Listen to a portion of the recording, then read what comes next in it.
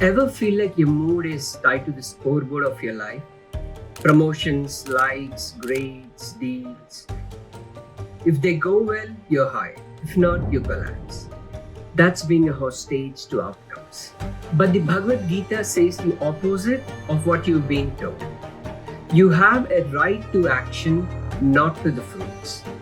That sounds impossible, right? Think of it like rewiring your dopamine. Modern science, even Huberman Goggins says, get your reward from the process, not the price. Do that and you sleep better. Lead better, parent better. You become unshakable. Today we meet Arjuna on the worst day of his life and follow the questions he asks Krishna to find that freedom. Tell me clearly what I should do. 2.7.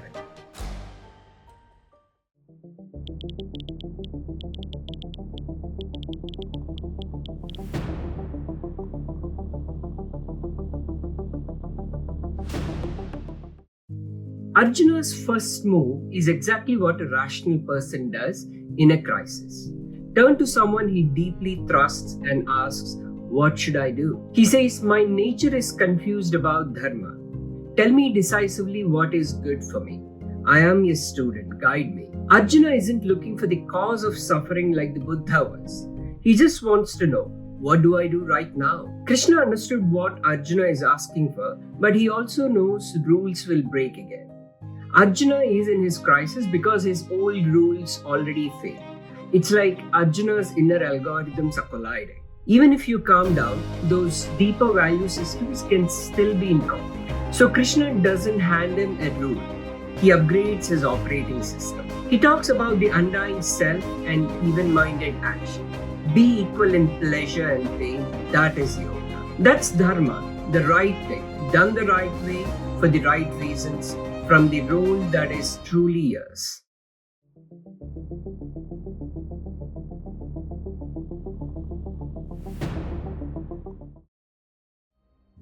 Arjuna is wonderfully practical.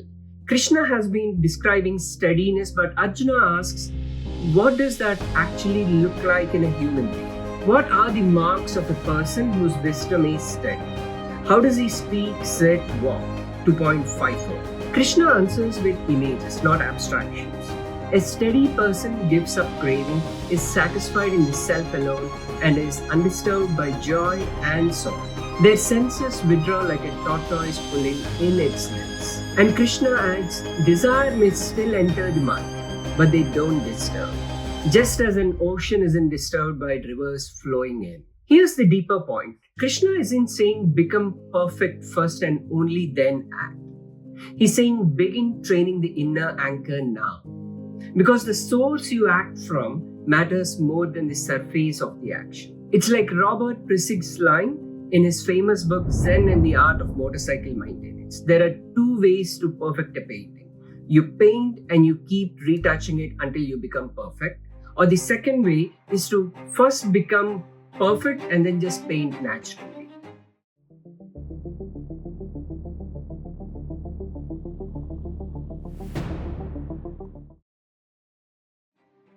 Krishna just praised intelligence. He even said action is inferior to the yoga of wisdom. So Arjuna protests.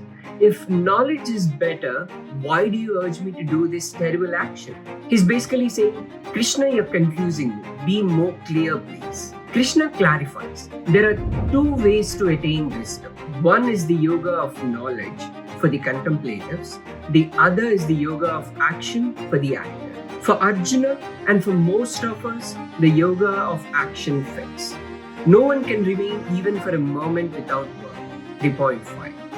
So do your necessary work but without attachment. This is the Gita's genius. You don't have to drop out of life. You can grow spiritually while doing your job, raising your kids, leading your team, if you purify the motive. In the language of modern science, wire your dopamine to process, not the price. When we engage in an activity, let's say school or hard work of any kind or exercise, because of the reward we are going to give ourselves or receive at the end, the trophy, the sundae, the meal, whatever it happens to be, we actually are extending the time bin over which we are analyzing or perceiving that experience. And because the reward comes at the end, we start to dissociate the neural circuits for dopamine and reward that would have normally been active during the activity. And because it all arrives at the end, over time, we have the experience of less and less pleasure from that particular activity while we're doing it.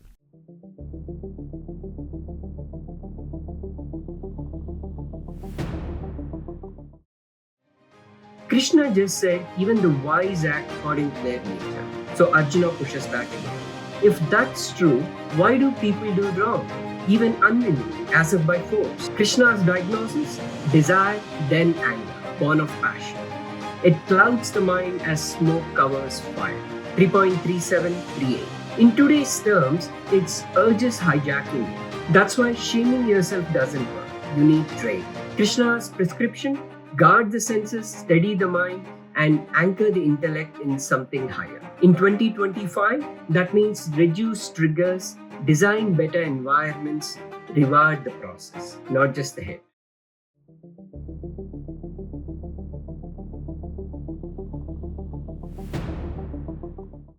Krishna makes a bold claim. I taught this yoga to the sun, who taught it to Manu, who taught it to Ikshvaku. Arjuna hears this and Arjuna pushes back once again. But you were born recently. You're just 6 months older than me. How could you have taught sun so long ago? Because Arjuna knows if Krishna is talking about the sun god, it must have been epochs ago. So it didn't make any practical sense to him. The point isn't myth for its own sake. It's that this teaching, action without attachment, resurfaces again and again. Whenever the ethical fabric frays, whenever wrongdoing rises, I manifest to protect the good, restrain harm, re-establish dharma, said Krishna in his very famous Mahavakya. Yadha yadha hi dharmasya glanir-bhavati bharata abhyutthanam adharmasya tadatmanam srijamyaham. Paripranaya sadhunam vinashaya cha dushkritam dharma samsthapanarthaya sambhavami yuge yuge. The question is, why do we keep forgetting? Why is there a need to repeat this lesson again and again? That's because biology rewards short-term wins, not steady process. Because society keeps score, and because uncertainty makes the ego grasp for control. And so this wisdom has to be rethought. You also hear echoes of this in Stoicism, the serenity prayer, even Immanuel Kant's duty for duty's sake. But the Gita's version includes devotion and swadharma, which keep the action warm, not brittle.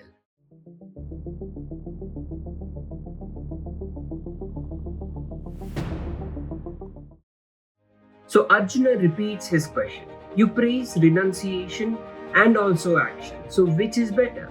Krishna's answer is that both can lead up to the steady state that Krishna advised Arjuna to cultivate earlier. But for Arjuna and most active people, action yoga is superior over yoga of the knowledge. So do the work, drop the clinging. That's the core of the advice. Abandon every lesser rule when it conflicts with the highest.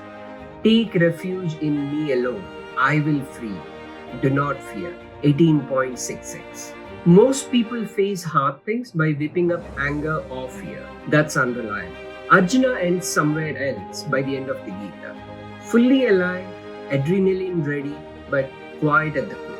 And that's the state the Gita points to. Deliver the tough review without humiliation. Litigate hard without malice. Discipline your child without contempt. Do the hard thing, but from a steady center. At the end, Arjuna says, my delusion is destroyed. Memory has returned, I'm firm, I will act. 18.73. Same battlefield, new mind. That's the transformation. And that's the invitation to us. Keep your career, your ambition, your love, but change the place you act for. Arjuna's journey is your journey. Competent, principled, and overwhelmed by colliding duties. He demanded clarity. He pushed back. He asked for highest, not the easiest. Krishna rebuilt him from the center up and sent him back to act. Same battlefield, new mind. That's the invitation. Keep your word, change your center. The final promise that Bhagavad Gita makes is fearlessness. Make the highest the law inside you, and your actions become precise, courageous, free.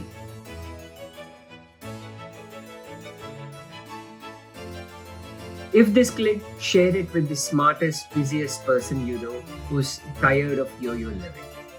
And as always, pet the tiger. Don't run from it.